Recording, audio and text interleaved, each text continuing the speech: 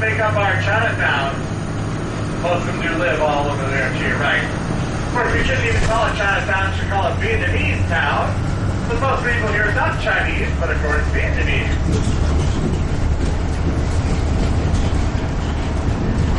Now, we are a true newspaper city.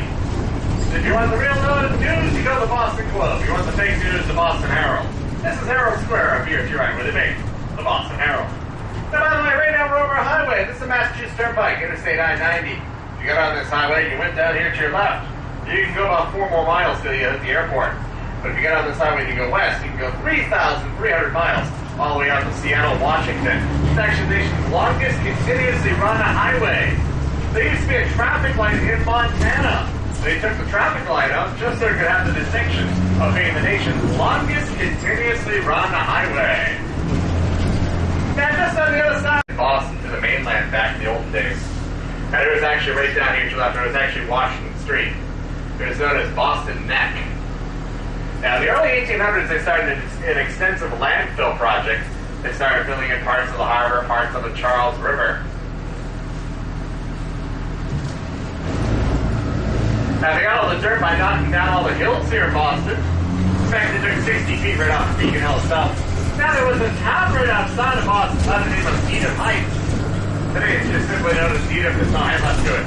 They brought all the dirt into the newly invented railroad. Take public transportation. Here's a diner on the left here. This is the last diner, American diner we've got in Boston, in the downtown area. They were made in factories on assembly lines, starting in the 1920s, spread across America. Most of them were made in Massachusetts, the city of Worcester, Diner City. New York only has about 16 or 17. New Jersey has a couple. They're associated in American culture with milkshakes, rock and roll, the 1950s prosperity, and pink Cadillacs, and good food. And meatloaf and hamburger, you can chew and digest. McDonald's put them out of business, driving window technology. They had 2 movies filmed there last year, that one of Bruce Willis and Mel Gibson, The Edge of Darkness. He filmed it. You're going to see that diner, I'm sure. Here's South Station on the right, transportation hub. If you want a bus, you can get a bus here anywhere in real time. Baby Ben. And on the right is the Venetian Blind Building. The Federal Reserve Bank of Boston, 1978. The facade is made of aluminum and has louvers that move like a Venetian blind. That is where they keep American currency. It's a warehouse like Costco's or Walmart. They stockpile it. I'm assuming $7 trillion of the bailout plan is in that building. The bankers have to go there, wheelbarrows.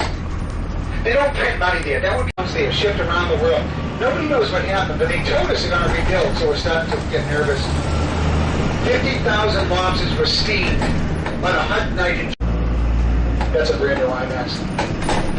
And here it is, legal seafood. And in front of it, the sacred codfish. We used to have a lot of codfish boats around here. Very good clam chowder, bluefish pate. They get a little pricey with lobster. Shop around for lobster. And if you go to the Marriott Long Walk up the escalator to the right, they have public restrooms.